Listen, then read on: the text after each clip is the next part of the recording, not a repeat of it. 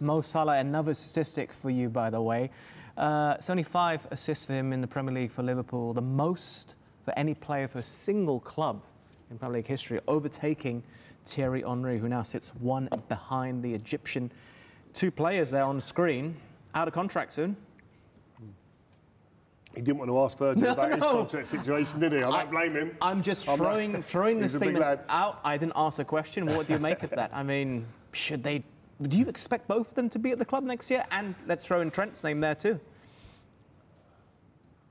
I think two out of the 3 will probably sign. I think. Yeah, I'm not sure all 3 will. I don't know, but I think at least 2 out of the 3 will sign.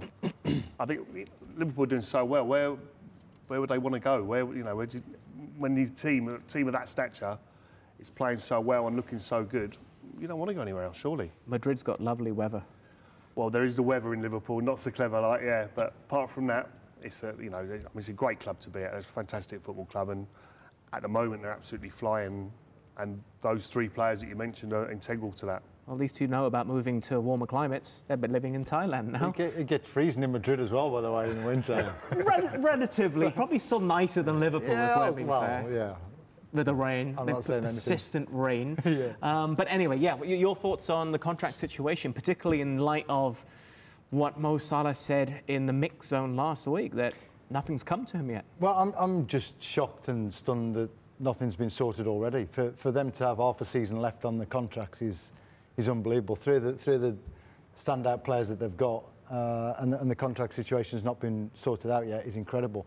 I don't know when they go to them and when they offer them something. It's, you know, in 3 months' time they turn around and say, right, do you want a new contract? And Liverpool have lost 3 on the spin and they're looking like they may not win the league and they're under pressure. It's a different situation. But no, for me, I'd be having them in the office tomorrow morning and negotiating and having them sign as quick as I can.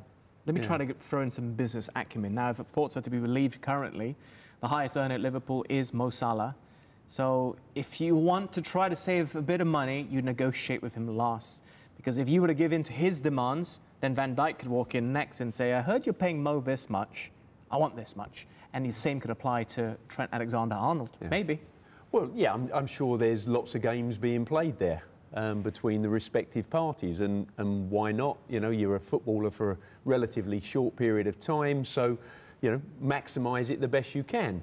Having said that, I do think that it's important for Liverpool Football Club to certainly keep the bulk of those 3 players, ideally all 3 of those players at the club. You know, people talk about Mo Salah being, what, 32 years of age, and, you know, once players get over 30, but, you know, look at the guy, he's super fit, he's delivering goals and assists as well as he's ever done.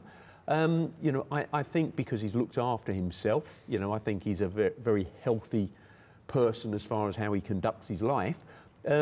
Yeah, I think he's got a number of seasons ahead of him at the level that he's at. And as we have discussed, he has modified his game a little bit as well. Yeah. So it's a worthwhile investment, because that's what it is. Yes, 100%. If you're going to sign a contract, it's an investment that Salah will continue to deliver for X amount of years, depending on the length of the contract. Yeah, exactly. Okay. And from the business point of view, I mean, sometimes they'll be looking at the resale come the end of it, and there won't be one probably, because if he signs a new contract and sees it out, there won't be much sell on him because he'll be that much older, obviously. But the worrying thing is the pre-contract situation now come January, where they could, if a Real Madrid that you mentioned, by the way, was to come in for any one of those players, they could sign a pre-contract with them and it's done. That's the end of it then. So they do run that risk, leaving it so late, but I don't know. He certainly looked very relaxed about it all, Salah, and Van Dijk for that matter. Both of them look very relaxed about their situation.